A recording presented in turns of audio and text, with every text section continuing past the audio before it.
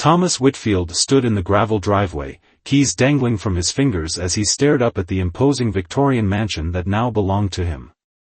3 stories of weathered grey stone and dark wood trim loomed against the overcast main sky, windows like vacant eyes watching his return after 15 years away. "Well, Grandpa Harold," he muttered, "I'm home." The lawyer's words still echoed in his mind. Sole heir, extensive property, significant historical value. What the lawyer hadn't mentioned was the condition of the place. Paint peeled from the ornate trim, and several shutters hung askew.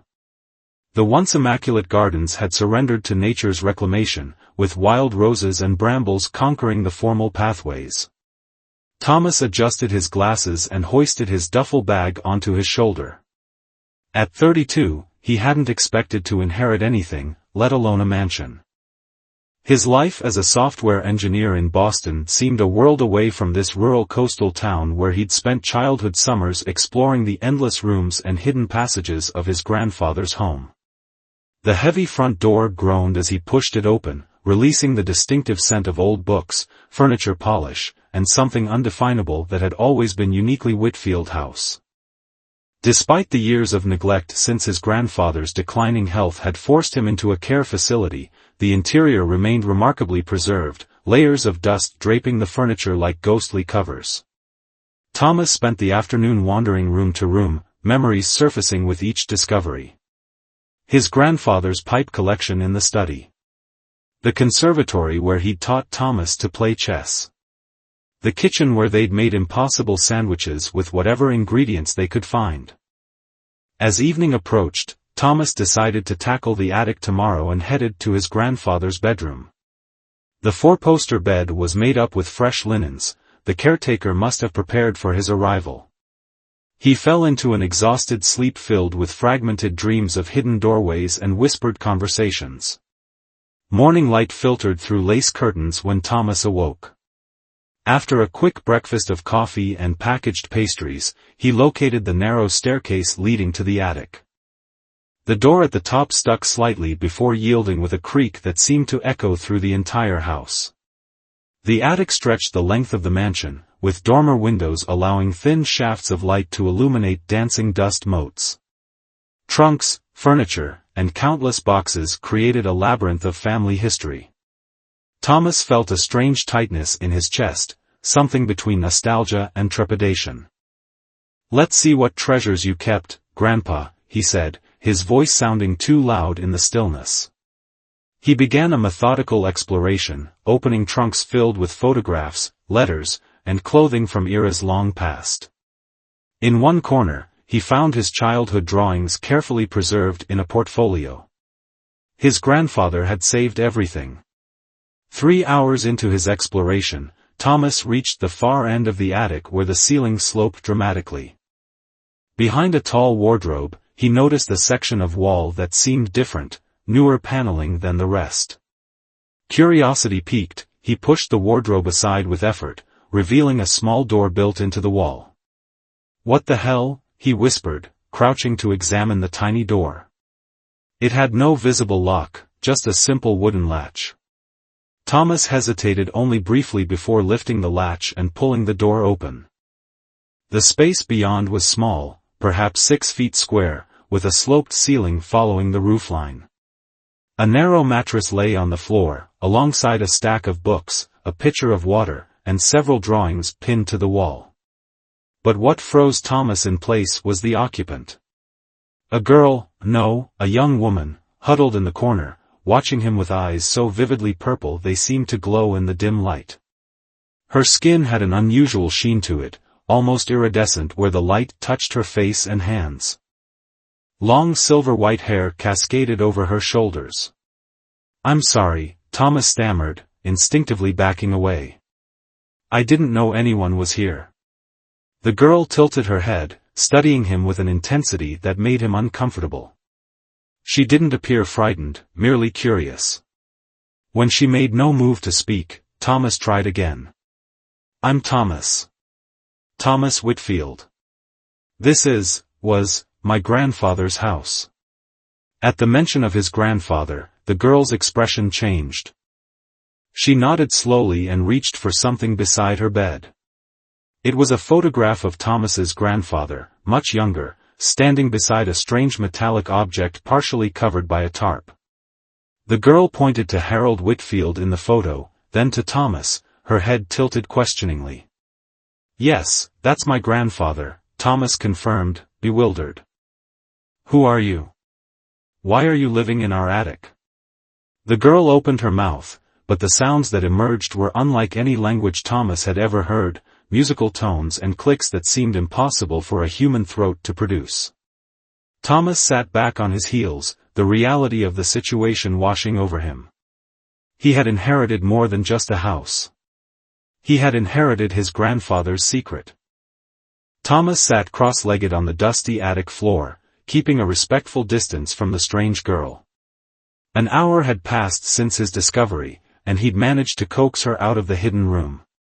She now perched tentatively on an old trunk, watching him with those impossible violet eyes. "I'm going to call someone who might be able to help us understand each other," Thomas explained, though he knew she couldn't comprehend his words.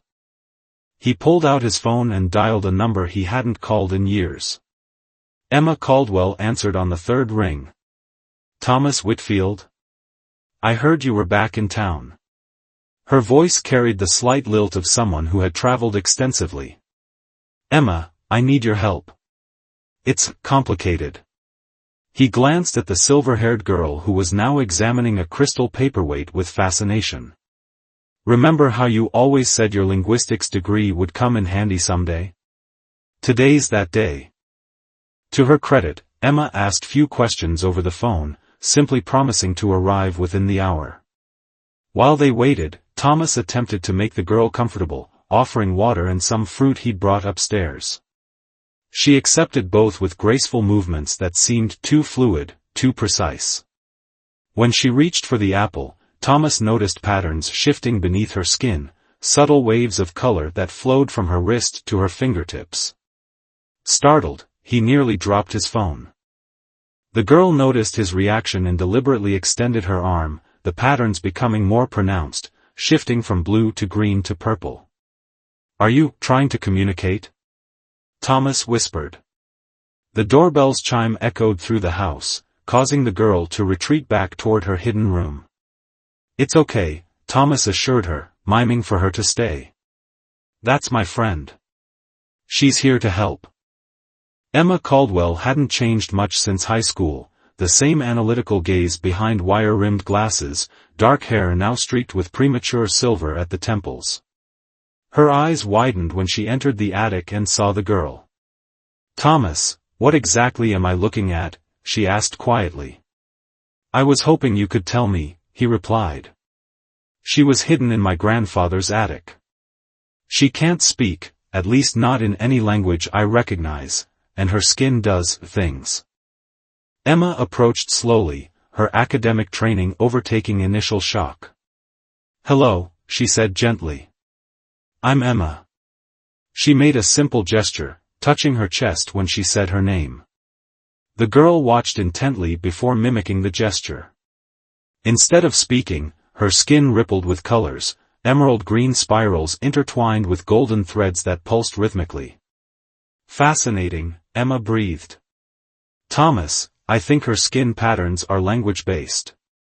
Some form of chromatic communication." Over the next several hours, Emma worked patiently, establishing basic communication protocols. They discovered the girl could understand simple gestures, and Emma quickly devised a rudimentary sign language. By evening, they had learned that the girl recognized Harold Whitfield and had been living in the attic for what seemed like a very long time. "We should give her a name," Emma suggested as they took a break, watching the girl examine a collection of prisms from one of the trunks. "Something to call her." Thomas considered this. "What about Lydia? My grandfather used to read me stories about a character named Lydia who came from the stars."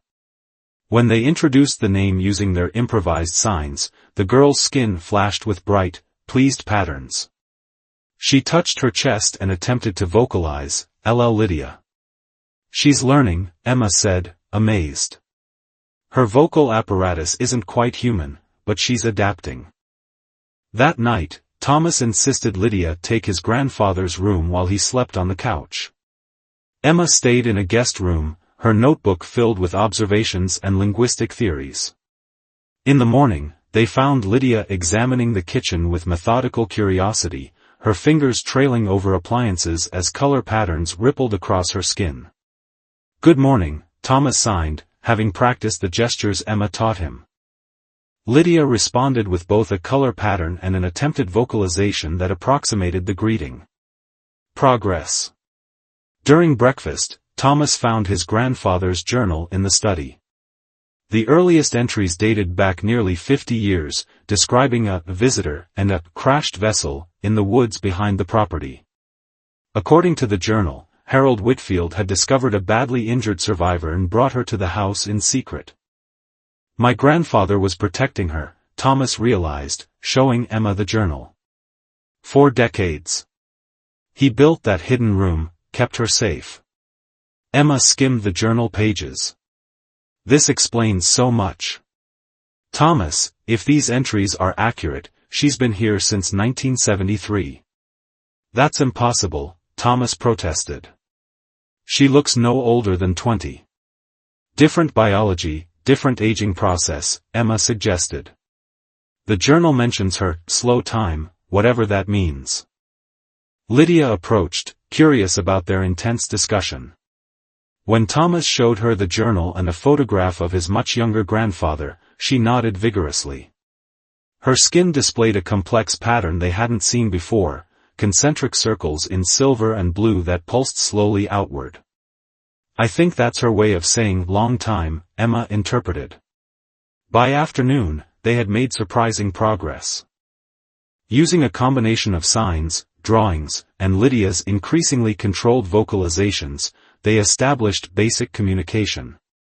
Lydia confirmed she had come from beyond stars, and that her vessel was broken. When Thomas asked how many others like her were here, she made a singular gesture they interpreted as, alone. "We need to figure out what my grandfather intended," Thomas said as evening approached. "He kept her hidden for a reason." The journal mentions men searching and government interest. Emma nodded gravely. If others discovered her existence. Their conversation was interrupted by the sound of a vehicle coming up the driveway. Through the window, Thomas spotted a black SUV with government plates parking beside his car. "Thomas Whitfield," called a formal voice from outside. "This is Agent Wilson from the Department of Special Sciences. We'd like to ask you some questions about your grandfather's research." Thomas felt the blood drain from his face as he turned to Emma and Lydia. "Get her back to the attic. Now." As Emma hurried Lydia upstairs, Thomas moved toward the door, his mind racing. His grandfather's secret was no longer just his to keep. Thomas squared his shoulders and opened the front door with practiced nonchalance. 2 men in dark suits stood on his porch, one tall and lean with a military bearing, the other shorter with sharp, calculating eyes that missed nothing. "Mr. Whitfield?" The taller agent extended a badge. "Agent Wilson, Department of Special Sciences. This is my colleague, Agent Patterson." "Special Sciences?" Thomas echoed, feigning confusion. "Never heard of it." "It's a specialized division," Wilson explained smoothly. "We're following up on some of your grandfather's research interests." Thomas leaned against the doorframe, blocking the entrance. "My grandfather was a retired history professor. His research was mainly about colonial architecture." Patterson smiled thinly. "We have reason to believe Dr. Harold Whitfield was involved in documenting certain anomalous phenomena in this region. May we come in?" Thomas hesitated just long enough to seem natural before stepping aside. "Of course. Though I'm still unpacking. The place is a mess." He led them to the sitting room, deliberately avoiding the study where his grandfather's journals lay exposed. As they settled into antique chairs, Thomas noticed Agent Patterson scanning the room methodically, noting exits and peculiarities. "How can I help?" Thomas asked, keeping his voice steady. Wilson pulled out a tablet. In 1973, there were reports of unusual atmospheric disturbances over this property. Your grandfather filed several astronomical observations with the local university around that time. He was an amateur astronomer, Thomas replied truthfully. Had a telescope in the West Tower. Did he ever mention observing anything extraordinary? Patterson interjected. Thomas shook his head. Not that I recall. Our conversations mostly involved chess strategies and fishing spots. The questioning continued for nearly an hour, with the agent circling closer to their true interest without explicitly mentioning extraterrestrial possibilities. Thomas maintained a facade of mild curiosity mixed with grief for his recently deceased grandfather, revealing nothing of consequence. We'd like to look around the property, if you don't mind, Wilson finally suggested. Actually, I do mind, Thomas said firmly. This is private property, and unless you have a warrant, I'd prefer to handle my grandfather's estate in peace. A flicker of annoyance crossed Patterson's features. We could return with one. You're welcome to try, Thomas replied, rising to his feet. My grandfather's lawyer would be fascinated by the justification. After the agents departed with thinly veiled warnings about future visits, Thomas locked the door and rushed upstairs. He found Emma and Lydia in the hidden attic room, Lydia's skin displaying anxious patterns of jagged red and orange.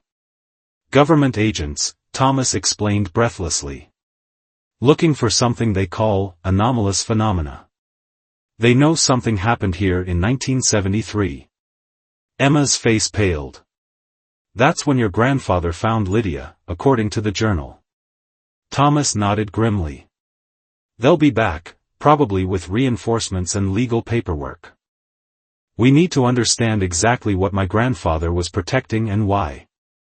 They spent the evening combing through Harold Whitfield's journals, with Lydia providing confirmatory nods or patterns when they interpreted something correctly. The picture that emerged was both fascinating and terrifying. Lydia's ship had malfunctioned during an exploratory mission, crashing in the forest behind the Whitfield property. Harold, then a 40-year-old professor, had discovered the wreckage and found Lydia gravely injured. Rather than reporting his discovery, he had hidden the ship's remains and nursed Lydia back to health in secret. He writes that he contacted someone he trusted at first, Emma noted, pointing to a passage. But then, they came with their questions and their instruments, and he decided to tell everyone he'd been mistaken. The government must have been tracking the crash, Thomas reasoned. Grandfather pretended it was just a meteor sighting, but they never fully believed him. Later entries documented Harold's growing paranoia about surveillance and his elaborate precautions, including the construction of Lydia's hidden room. He had spent decades cataloging her language and biology while keeping her existence secret. The final entries, written in an increasingly shaky hand, expressed his worry about what would happen to Lydia after his death. He knew they'd never stopped watching, Thomas said softly. He was afraid they'd come back once he was gone. And he was right, Emma added. Thomas turned to Lydia, who had been following their conversation with intense focus. What happened to your ship? Could it still work? Using their improvised communication system, Lydia explained that parts of her vessel remained functional but scattered. Some components were hidden in the basement, others in a cave on the property. She needed specific materials to repair the communication array, materials not readily available on Earth. The following morning, they found Agent Patterson's car parked discreetly down the road, watching the house.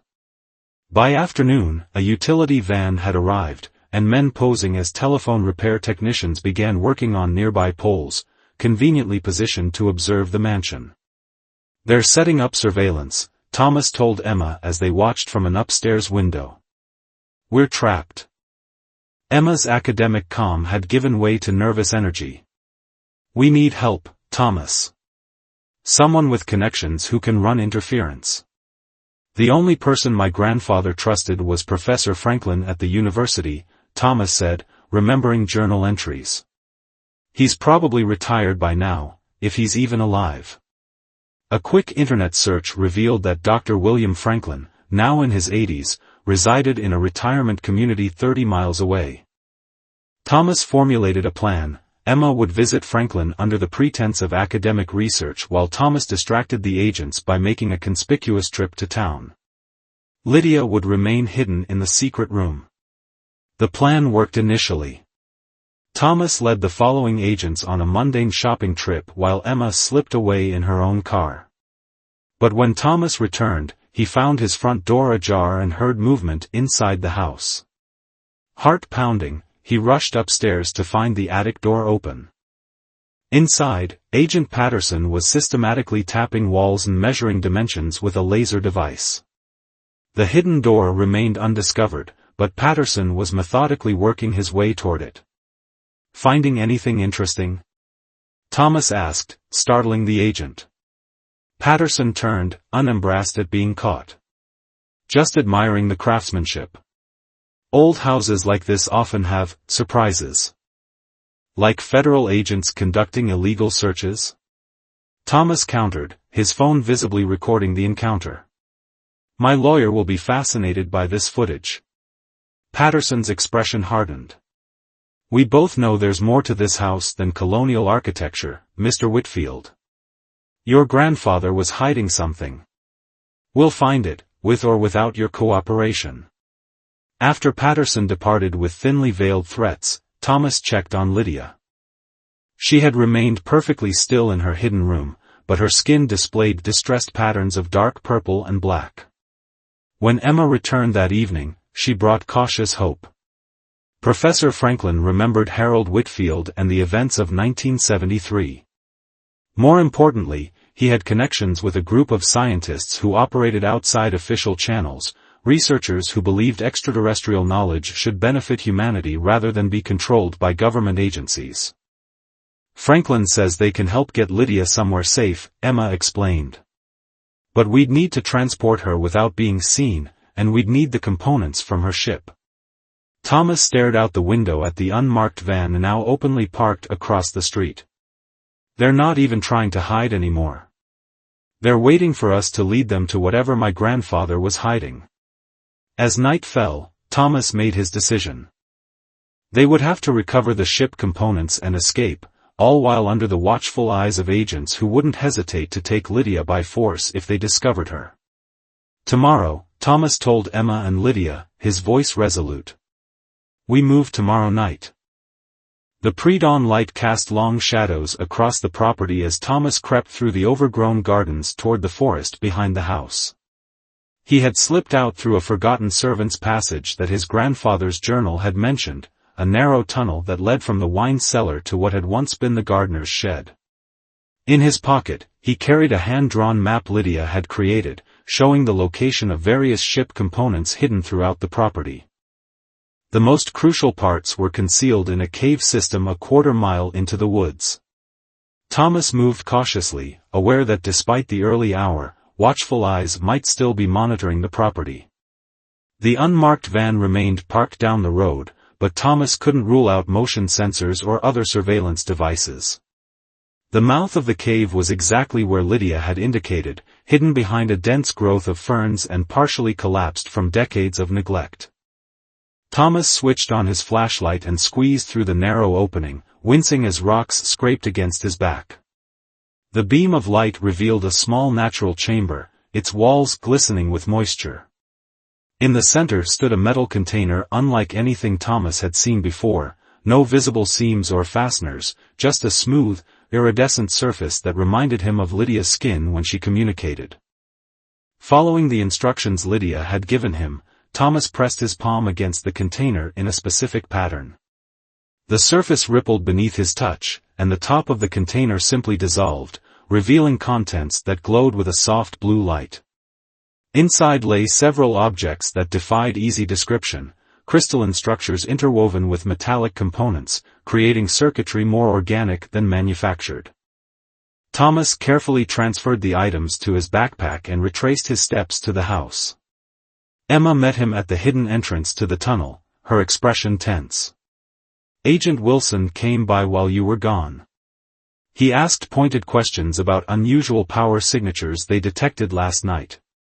Lydia? Thomas asked, alarmed. She's fine. I told Wilson you were experimenting with your grandfather's old ham radio equipment. He pretended to believe me. Emma led the way back to the attic. But they've added another vehicle down the road. They're escalating. In the hidden room, Lydia sat cross-legged on her small bed, her fingers tracing patterns in the air as if practicing something. When Thomas entered, her skin displayed excited ripples of silver and blue. He carefully laid out the components from the cave. Lydia's reaction was immediate and profound.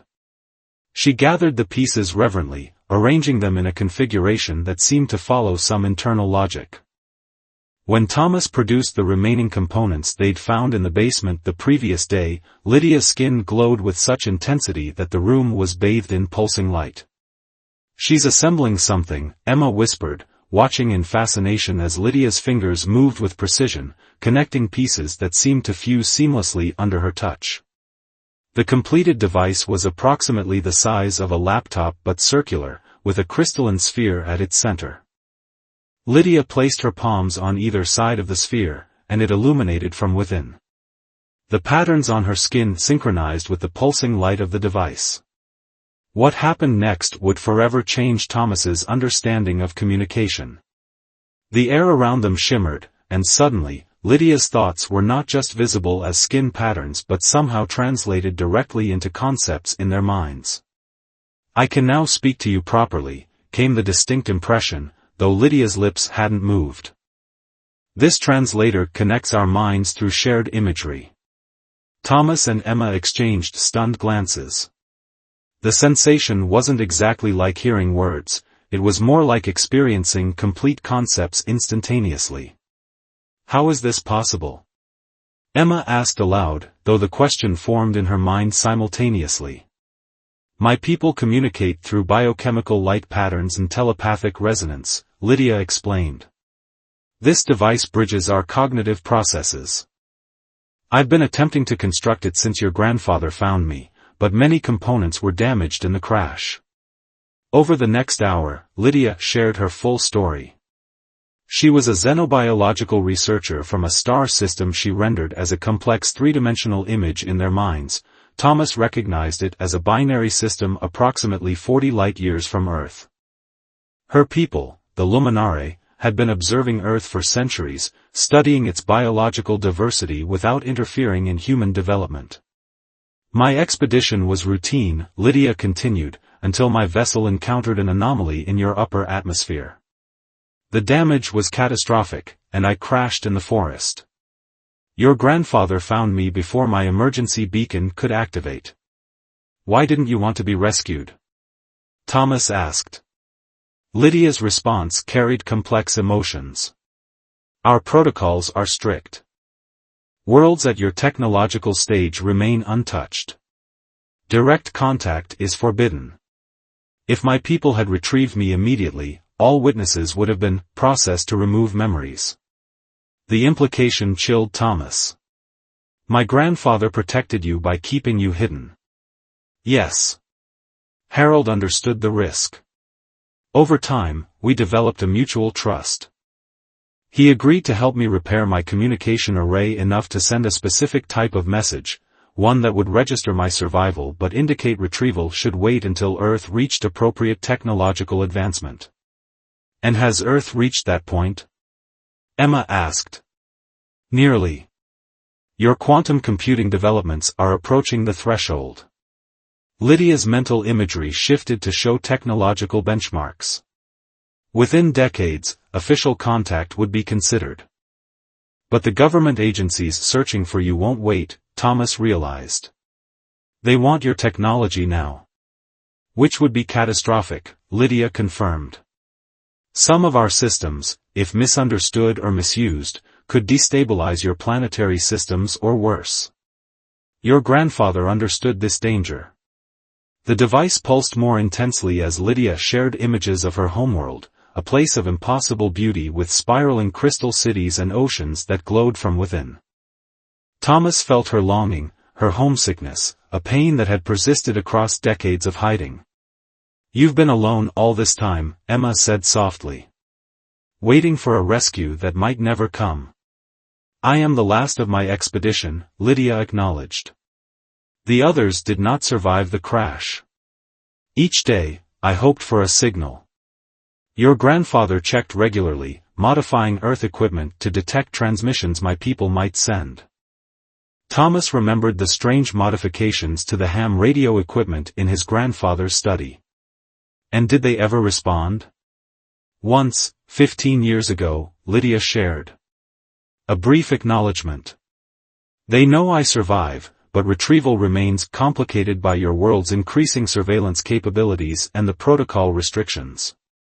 15 years ago, Thomas repeated, a realization dawning. "That's when I stopped visiting for summers. Grandfather said he was traveling too much for research." "He was preparing contingencies," Lydia confirmed. "Creating secure locations, documenting everything I taught him about my technology and biology. He knew his time was limited and wanted to ensure my safety after his passing." The implications were overwhelming. Thomas's grandfather had spent half his life protecting an extraterrestrial being, learning from her while keeping her hidden from authorities who would exploit her knowledge regardless of consequences. "And now those authorities are closing in," Emma said, glancing toward the window where the government vehicles remained visible down the road. Lydia's next transmission carried unmistakable concern. "They have detected the activation of my translation device. Their instruments are primitive but sensitive enough to register the energy signature." As if confirming her warning, Thomas's phone rang. The screen displayed an unknown number. He answered hesitantly. "Mr. Whitfield," came Agent Wilson's voice, all pretense of cordiality gone. "Our team has detected an unusual energy signature from your property. We are authorized to investigate immediately. I suggest you open your doors voluntarily." Thomas met Lydia's luminous eyes. "How much time do we need to complete what must be done?" Lydia's mental voice was resolute. "Until nightfall. The alignment must be precise." Thomas took a deep breath. "Agent Wilson, I'll meet you at the front gate in 15 minutes to discuss this matter." As he ended the call, Thomas knew they had reached the critical juncture his grandfather had prepared for. The next few hours would determine not only Lydia's fate but potentially the nature of humanity's first official extraterrestrial contact. "What happens at nightfall?"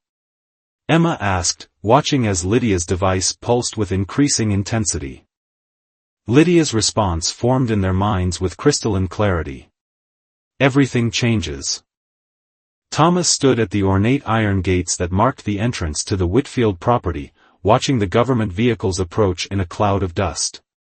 The afternoon sun cast long shadows across the gravel driveway as Agent Wilson stepped out, followed by Patterson and 4 additional agents in tactical gear.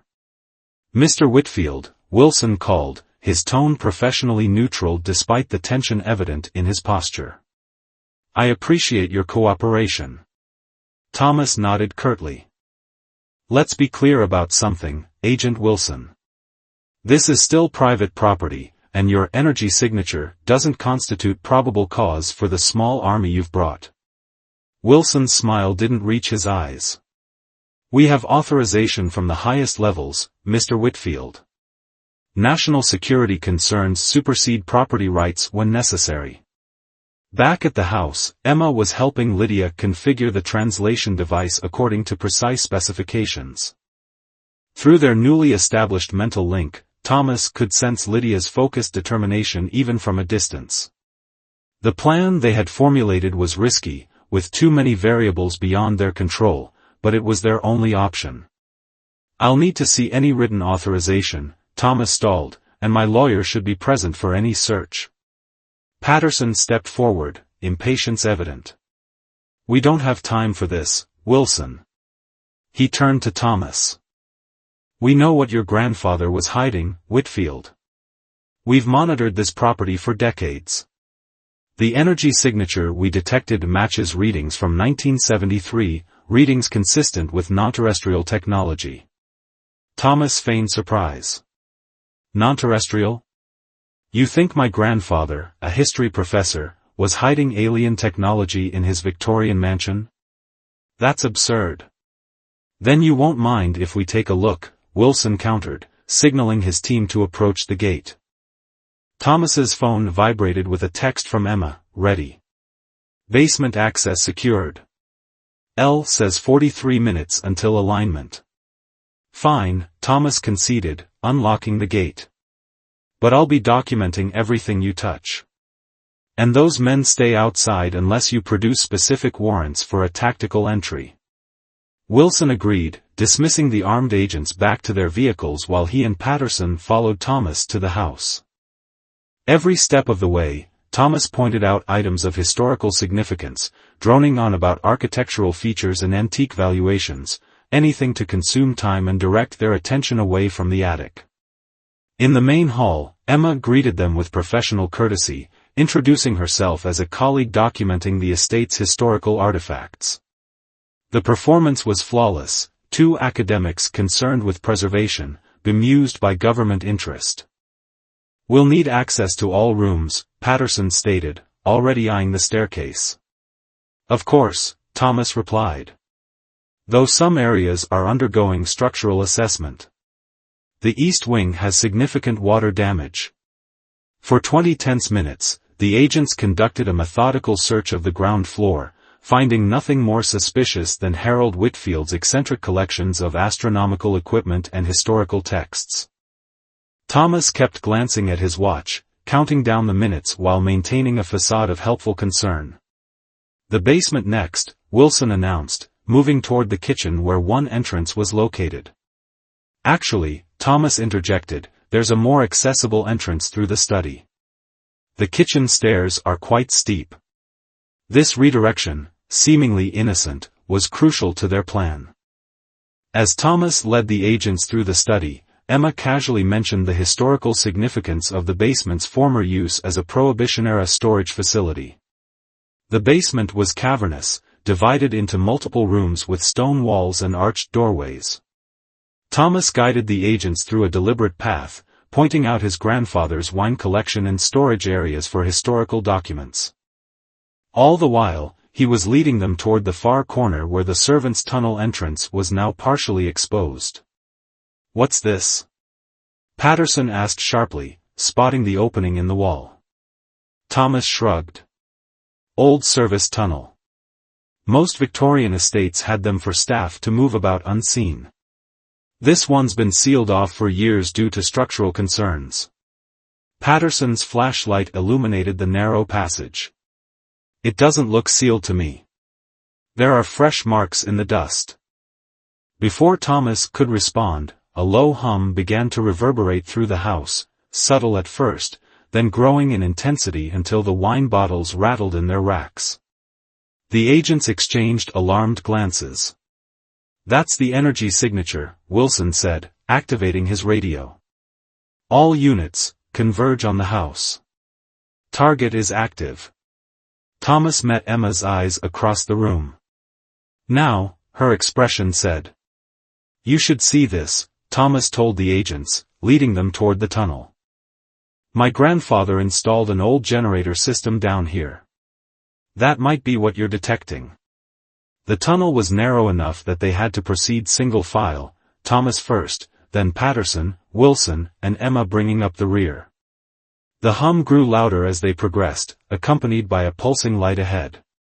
The tunnel emerged not at the gardener's shed as Thomas had described earlier, but in a concealed underground chamber his grandfather had constructed beneath the property. Inside, Lydia stood at the center, the translation device now expanded into a larger apparatus that bathed the room in shimmering blue light. Federal agents. Don't move. Wilson shouted, drawing his weapon as Patterson did the same. Lydia turned toward them, her skin displaying complex patterns that seemed to synchronize with the pulsing light of the device. Through their mental connection, Thomas could sense her reaching out, extending the translation field to encompass the agents. Let them understand, she projected, her mental voice calm despite the weapons pointed at her. The effect on the agents was immediate and profound. Both men staggered slightly as the translator connected with their minds, their expressions shifting from hostile determination to stunned wonder. What is this? Wilson whispered, lowering his weapon involuntarily as images and concepts flooded his consciousness. Lydia stepped forward, her movements graceful and deliberate. I am Lydia, xenobiological researcher of the Luminare, and I offer you a choice. For the next several minutes, Lydia shared directly with the agents what she had earlier revealed to Thomas and Emma, her origins, the crash, Harold Whitfield's protection, and the protocols that governed her people's interactions with developing worlds. Your superiors want my technology, she continued, the translation conveying not just words but the weight of consequences behind them. They believe it will grant them power, security, advancement. They are correct, but incomplete in their understanding. Patterson had lowered his weapon as well, his normally calculating expression replaced by one of awe. We've been searching for proof like this for decades. And now you have it, Lydia acknowledged. The question becomes, what will you do with this knowledge? Outside, they could hear vehicles arriving and voices calling for Wilson and Patterson to respond. Time was running critically short. They'll take you, Thomas said urgently. They'll study you, dismantle your technology, try to replicate it regardless of the risks you've described. Lydia nodded, her skin patterns shifting to deep blues and purples. That is one possibility. But there is another. The translation device pulsed more intensely, and a section of the chamber's ceiling seemed to dissolve, revealing the darkening sky above. Thomas realized with a start that the chamber had been built precisely for this moment, positioned to align with a specific celestial configuration. My people are listening, Lydia explained. They have been, for decades. The signal Herald helped me establish maintains a connection, waiting only for the final transmission, either to request retrieval or to indicate continued observation from a distance. You can contact them now? Right now? Wilson asked, his voice barely audible over the hum of the device. Yes. But the nature of that contact, what I tell them about humanity's readiness, depends on what happens in this room in the next 5 minutes. The weight of the moment settled over them all. Thomas understood with perfect clarity that they stood at a pivotal juncture not just for Lydia, but potentially for all of human history. What are the options? Emma asked, ever the practical academic. Lydia's mental voice was solemn. I can signal for immediate extraction, they would retrieve me and all traces of my technology, including any data your agencies have collected. Your memories of this encounter would remain, but without evidence, they would eventually be dismissed. Or? Thomas prompted. Or I can recommend continued observation with scheduled, controlled technological exchanges, beginning with diplomatic contact through designated scientific representatives, not military or intelligence agencies. Wilson's radio crackled with urgent voices demanding updates. He silenced it, his expression troubled. You're asking me to defy direct orders. I am asking you to make a choice based on complete information, rather than the fragmented understanding your superiors possess, Lydia corrected. The consequences of premature technological advancement without corresponding ethical frameworks would be devastating for your world. Patterson surprised them all by speaking up. I've spent my career chasing rumors and energy signatures, believing the truth was being hidden from the public. But this. He gestured at Lydia and the device. This is bigger than agency jurisdiction or national advantage. The sound of footsteps in the tunnel signaled their time had run out. Wilson made his decision, moving to block the entrance. Patterson, help me stall them. Whitfield, what does she need to do?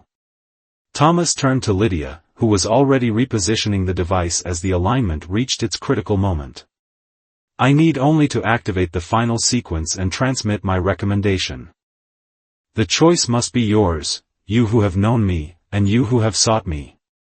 Thomas thought of his grandfather, who had made his own choice 50 years earlier, choosing protection and patience over exploitation and advancement. "You should go home," he said softly. "You've been trapped here long enough." Emma nodded in agreement. "But ask your people to come back, the right way, when we're ready." Lydia's skin glowed with what Thomas now recognized as happiness. "That has always been the intention." Wilson rejoined them after instructing Patterson to delay the approaching team. "I can't guarantee what happens after your signal. My superiors won't simply forget about this place or what they've detected. They will find nothing to study," Lydia assured him. "The technology activates only for my biology." With a final nod from Thomas, Lydia placed her hands on the core of the device. The crystalline sphere at its center pulsed with increasing intensity until it projected a beam of light upward through the opening, connecting to the first stars appearing in the twilight sky. The chamber filled with a resonance that was felt rather than heard, a vibration that seemed to pass through their very atoms. In their minds, each of them sensed a vast attention suddenly focused on their small group, an ancient, patient intelligence receiving Lydia's transmission. "It is done," Lydia projected, her mental voice tinged with both sadness and anticipation. "They will come for me tonight, and they will return officially when your world reaches the agreed technological markers. Until then, they will watch, and wait, and hope." Thomas felt a profound sense of loss mingled with certainty that they had made the right decision. "How long?" he asked. "How long until they return?" Lydia's answer came with a ripple of something like humor. "Soon, by our standards. Perhaps 20 of your years. A heartbeat in cosmic time." As the light from the device began to fade, Lydia approached Thomas and Emma, her skin displaying patterns they now recognized as gratitude and affection. "Your grandfather would be proud of you both. He believed humans were ready to look beyond your world. He was right." Agent Wilson's radio crackled again, more insistently. He answered it with remarkable composure, explaining that they had found an old atmospheric research station Dr. Whitfield had used for his astronomy work, nothing more. His deception was flawless. "They won't believe me forever," he warned Thomas. "You should prepare for ongoing interest in this property." Thomas nodded, feeling strangely calm despite everything. "By morning, there will be nothing left to find." As they made their way back through the tunnel, Lydia communicated one last time. "The stars have always been your destination, Thomas Whitfield. Your people will join us among them sooner than you imagine. Until then, look up occasionally. We will be watching, and waiting, and hoping."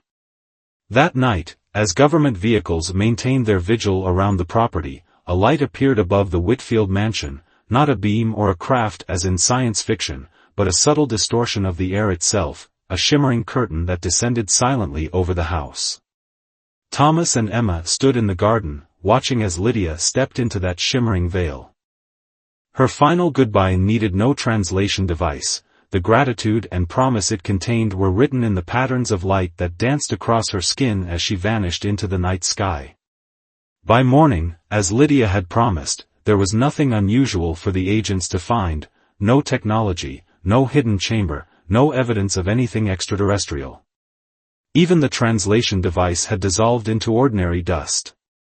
All that remained was what Harold Whitfield had intended, the legacy of a choice made with wisdom rather than fear, and the promise of a future where humanity might finally be ready to look beyond its ancient house and meet what waited among the stars.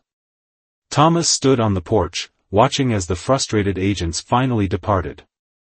Emma joined him, coffee mugs in hand. "What now?" she asked quietly. Thomas smiled, looking up at the clear morning sky. "Now we prepare. We have 20 years to get ready for visitors." Above them, barely visible in the daylight, a single star seemed to twinkle in response.